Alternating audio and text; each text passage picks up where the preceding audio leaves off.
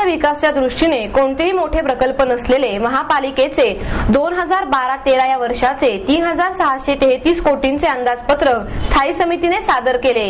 सार्वजनिक वाहतुकीसाठी, पाणी आणि कचरा यासारख्या गंभीर होत चाललेल्या प्रश्नांच्या सोडवणुकीसाठी या अंदाजपत्रकात कोणतीही ठोस तरतूद करण्यात आलेली नाही.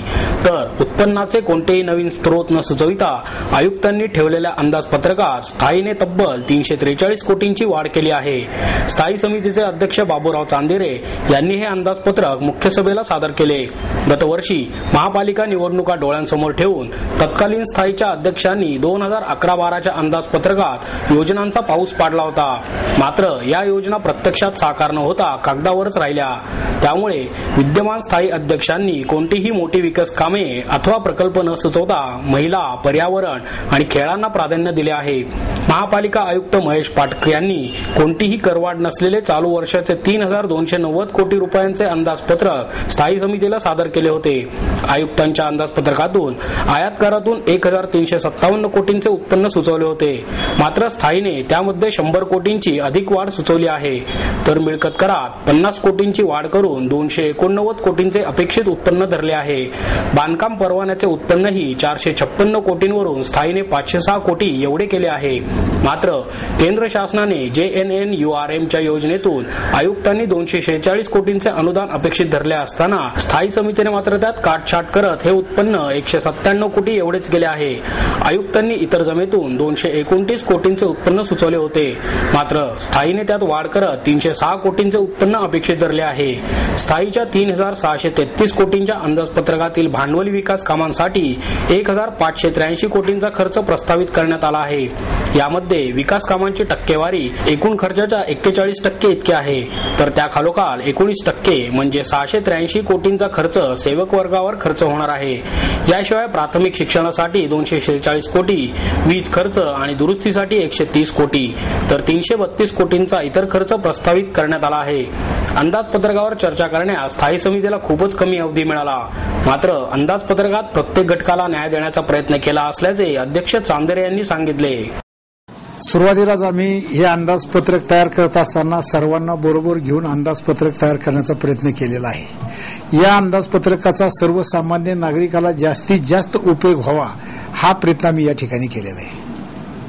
मेट्रो सारखा विषय असेल किंवा ज्याला 1 रुपया अंदाजपत्रकात त्याची घोषणा नाही. राज्य सरकारच्या बजेटमध्ये दादांनी जसं सांगितलं होतं की मेट्रोला पैसे देऊ, तिथेही दिले नाहीत. इथेही तुमच्याकडून कुठलीच तरतूद नाही. नेमकं काय म्हणायचं, भ्रमनिरास म्हणायचं का इथल्या मतदारांचा? शासन लेवलला तो विषय सध्या कार्यरत आहे. शासन लेवलवरून तो केंद्र सरकारकडे मंजुरीला गेल्यानंतर त्याची मंजुरी मिळाल्यानंतर त्या प्रकल्पासाठी आम्ही अधिकचा निधी उपलब्ध करण्याची प्रशासनाने आम्ही तयारी ठेवलेली आहे. आम्ही शहर स्वच्छता अभियान ही जी एक योजना आहे ना, लोकनेते यशवंतराव चव्हाण यांच्या नावाने जी सुरू केली. पूर्वी आर पाटील साहेबांनी महाराष्ट्रामध्ये संत गाडगे बाबा स्वच्छता अभियान ही जी योजना राबवली, याला संपूर्ण महाराष्ट्रामध्ये एवढा चांगला प्रतिसाद मिळाला. गावोगावी नागरिक त्याच्यात सहभागी झाले. त्याच धर्तीवर पुणे शहरामध्ये अशी एक योजना राबवावी असा एक आम्ही मनोदय व्यक्त केला. त्या अनुषंगाने आम्ही ही योजना पुणे शहरात राबवायचा निर्णय घेतलेला आहे. त्यासाठी संपूर्ण 76 प्रभागामध्ये ही स्पर्धा आम्ही आयोजित करणार आहोत. 1 नंबर ज्याचा येईल त्याला 2013-2014च्या अर्थसंकल्पात 2 कोटीची तरतूद आम्ही ठेवणार आहोत.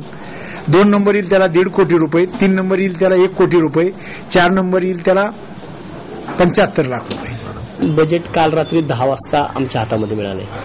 त्यामुळे आमच्या सभासदांनी प्रत्येक म्हणजे काल रात्री 10 वाजता साधारण 10च्या दरम्यान सगळ्यांकडे रात्री बजेट मिळाले. त्यामुळे आजचा सकाळपासूनचा दिवस हा प्रत्येक सभासदाला बऱ्यापैकी सभासद नवीन आहे. त्यामुळे सगळ्या सभासदांना माहित नाही अजून बजेट कुठं मिळतं, किती येते. त्यामुळे त्यांचं प्रत्येकाची वेळ आजची सगळी बजेट शोधण्यामध्ये गेली आहे. म्हणजे स्पेसिफिक प्रत्येक सभासद पहिलं काय करतो की माझ्या वॉर्डमध्ये किती बजेट आलंय हेच पाहण्यामध्ये त्यांचा भरपूर वेळ गेलाय.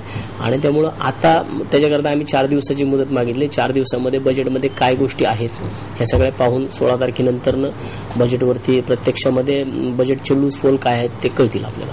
माझ्या तर आत्ताच्या प्राथमिक निदर्शनामध्ये असं येते की ज्या प्रत्यक्षामध्ये जो विषय दरवेळेस येतो पाण्याचा आणि कचऱ्याचा, त्याच्यावरती याच्यामध्ये कुठलंही नियोजन केलं नाही, तर आता तरी दिसत नाहीये सुरुवातीला तरी. म्हणजे पाण्याविषयी जे दरवर्षी उन्हाळा आला की पुणे महानगरपालिकेमध्ये जनरल बॉडीत पाणी पेटतं, त्याच्याविषयी जी पावलं उचलणं गरजेची होती ती आता तर याच्यामध्ये गळतीच्या विषयी उचललेली दिसत नाहीये. त्याच्याकरताच आम्ही ही खास सभा बोलवली आहे. खास सभेमध्ये आयुक्तांना विशेष अधिकार देऊन ही पाणी गळती थांबवावी, पाणी चोरी थांबवावी, याच्यासाठी आम्ही आयुक्तांना खास त्याच्यामध्ये अधिकार देणार आहोत.